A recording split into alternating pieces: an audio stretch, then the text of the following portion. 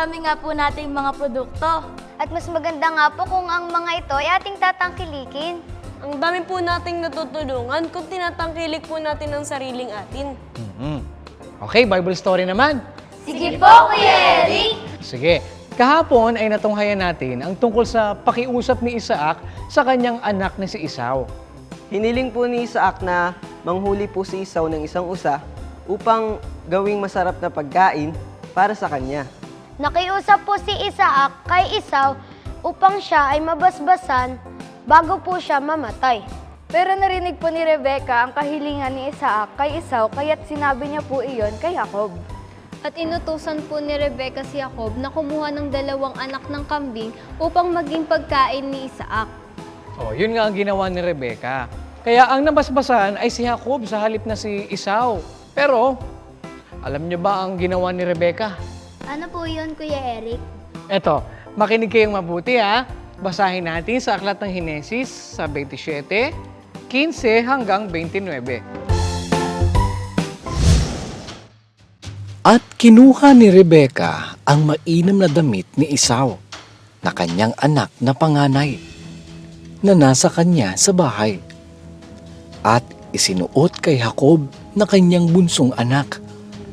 At ang mga balat ng mga anak ng kambing ay ibinalot sa kanyang mga kamay at sa kinis ng kanyang leeg.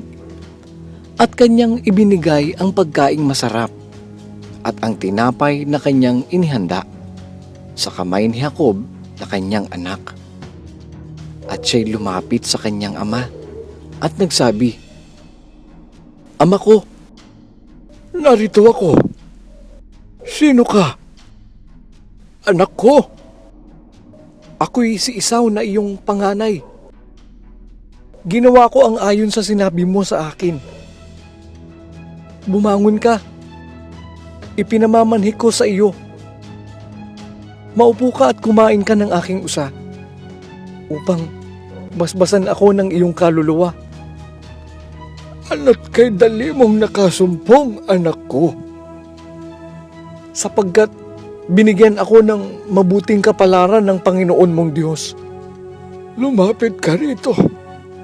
Ipinamamanhik ko sa iyo upang hipuin kita, anak ko. Kung tunay na ikaw ang aking anak na si Esau o hindi." At lumapit si Jacob kay Isaac na kanyang ama at hinipo siya at sinabi, "Ang tinig ay tinig ni Jacob, ngunit ang mga kamay ay mga kamay ni Esau." At hindi siya nakilala sapagkat ang kanyang kamay ay mabalahibo gaya ng mga kamay ni Esau na kanyang kapatid. At sa gayoy binasbasan siya at sinabi niya, "Ikaw bang tunay ang aking anak na si Esau? Ako nga, ilapit mo sa akin at kakain ako ng usa ng aking anak upang basbasan ka ng aking kaluluwa." At kanyang inilapit sa kanya at kumain siya at siya'y dinalhan niya ng alak at uminom. At sinabi sa kanya ni Isaac na kanyang ama, "Lumapit ka ngayon at humalik ka sa akin, anak ko." At siya'y lumapit at humalik siya sa kanya at naamoy ng ama ang amoy ng kanyang mga suot at siya'y binasbasan na sinabi, "Narito, ang amoy ng aking anak ay gaya ng amoy ng isang parang na pinagpala ng Panginoon at binigyan ka ng Diyos ng hamog ng langit at ng taba ng lupa at ng saganang trigo at alak. Ang mga bayan ay mga glingkod nawa sa iyo at ang mga bansa ay mga siyukod sa iyo. Maging Panginoon ka nawa ng iyong mga kapatid at magsiyukod sa iyo ang mga anak ng iyong ina. Sumpain nawa ang mga susumpa sa iyo at maging mapapalad ang mga magpapala sa iyo. Hindi po pala nabigo si Jacob na makuha ang basbas mula sa kanyang tatay na si Isaac. At nangyari po ang nais ni Rebecca. Pero ano po ba nangyari nang malaman po ni Esau na kinuha po ni Jacob ang basbas ni Isaac? Yan naman ang ating matutunghayan bukas kung laloobin ng Panginoon. Kaya huwag kayong absent sa panonood ng Bible story, ha? Madami ba kayong natutunan sa ating pag-aaral, mga bata? Hindi mahirap na tangkilikin ang sariling atin, hindi ba? May pagmamalaki pa rin naman natin ito, basta't patuloy lang tayo sa pagsuporta dito. At ito nga isang paraan ng pagtulong natin sa pag-unlad ng ating kapwa. At yan naman ay kalooban ng Diyos. Basahin natin ang nakasulat sa aklat ng Deuteronomio sa 15 at 11.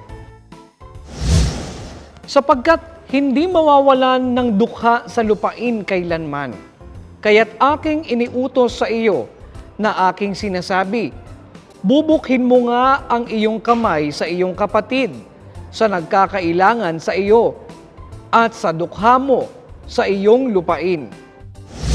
Kuya Eric, saan po ba natin nakukuha yung mga materyales na ginagamit natin sa mga produktong ginagawa sa ating bansa? Buti na itanong mo yan, Liana. Sige, bukas kung loloobin ng Panginoon, yan ang pag-aaralan natin. Alamin natin yung mga likas na yaman sa ating bansa na mga produktong ginagamit natin na mga sariling atin.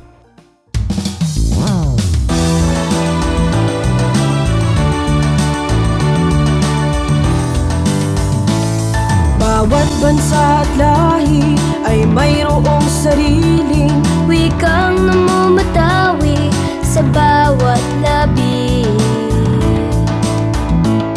Ang wika ay kailangan sa pagkakakilanlan at magkaunawaan ang buong sambayanan.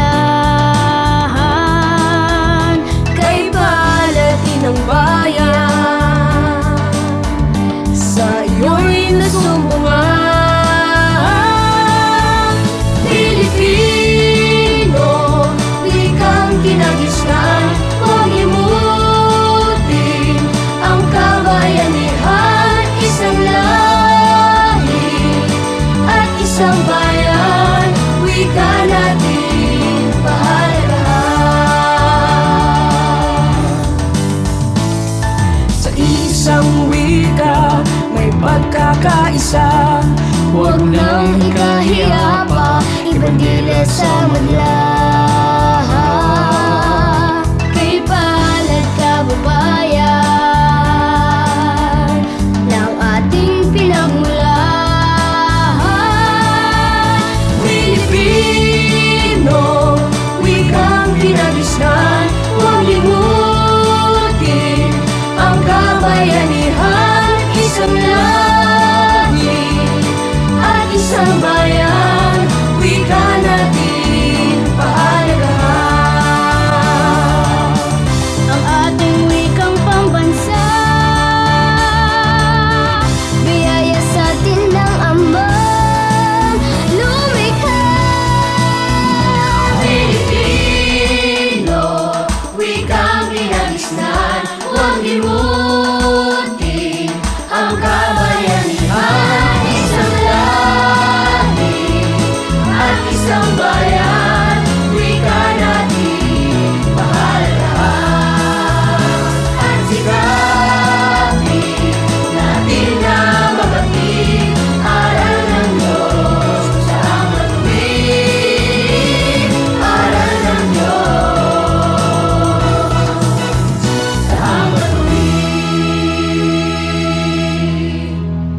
Hanggang dito muna mga bata, bukas God willing ay muli tayong magkita-kita. Dito lang sa nag-iisang Bible School on Air, ang KNC Show!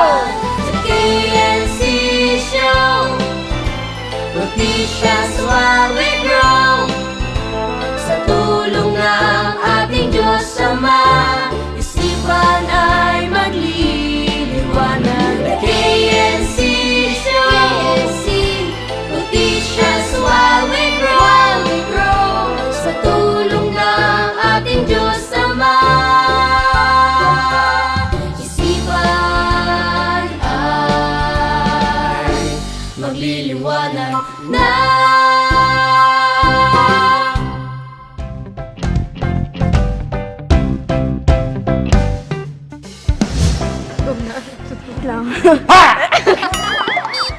Para kung may tatangkiligin lang mas...